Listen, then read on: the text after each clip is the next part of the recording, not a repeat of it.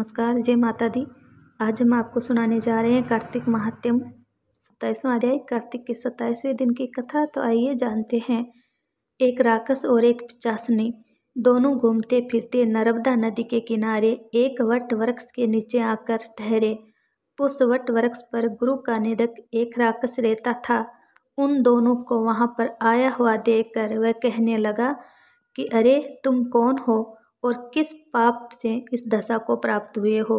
तब राजा ने अपना और पिशाचनी का सारा वृत्तांत सुनाकर कहा कि अब आप अपना वृत्तांत कहिए, क्योंकि हम और आप आपस में आज से मित्र हो गए हैं।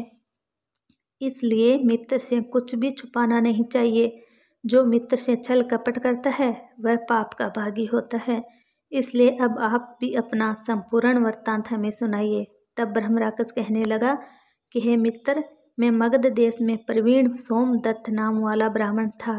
मैंने मध्य में आकर अपने को बड़ा भारी विद्वान मानकर गुरु का अपमान किया। एक समय मैं महादेव जी का पूजन कर रहा था। उसी समय श्री गौतम जी वहाँ पर आ गए। मैंने खड़े होकर उनको प्रणाम नहीं किया, पूजा में ही लगा रहा। तब महादेव जी ने हमको गुरु का अपमान करने के दोष में ब्रह्म राक्षस बना दिया। उसी पाप के कारण मेरा अंतकरण जला जाता है।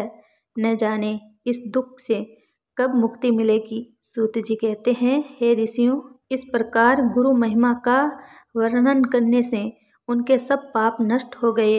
इतने में उन्होंने दूर से आते हुए गर्ग मुनि को देखा तो दोनों राक्षस तथा पिशाचनी अपने दोनों हाथ उठाकर उसकी ओर भागे कि हमारा भोजन आ गया। परंतु फिर गर्ग जी के कहे हुए वचनों को याद करके उनके निकट न जाकर दूर से ही पिशाचनी कहने लगी, हे महात्मन, आपको नमस्कार है। हमने कितने ही ब्राह्मण खा डाले हैं, परंतु आप महादेव जी के नाम से सुरक्षित है।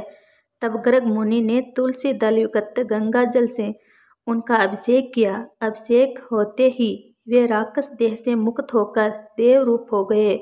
पुत्र युक्त ब्राह्मणी और सोमदत्त विष्णु रूप शंख चक्र गदा पदाधारी होकर गर्ग जी की स्तुति करते हुए विष्णु लोक को चले गए और अपने रूप को प्राप्त होकर सोच में पड़ गया। उसको इस प्रकार सोच में पड़े देखकर गुप्त रूप सरस्वती बोली कि हे राजन, तुम सोच में मत पड़ो। राज्य सुख भोगने के बाद अंत में तुम भी विष्णु लोक को प्राप्त हो जाओगे। इन वचनों को सुनकर राजा खुश हो गया। तत्पश्चात अनेक भोगों को भोगकर अंतकाल में मोक्ष को प्राप्त हुआ। सूत जी ऋषियों से कहते हैं कि गंगा के स्नान से मनुष्यों के करोड़ों जन्म के पाप दूर हो जाते हैं।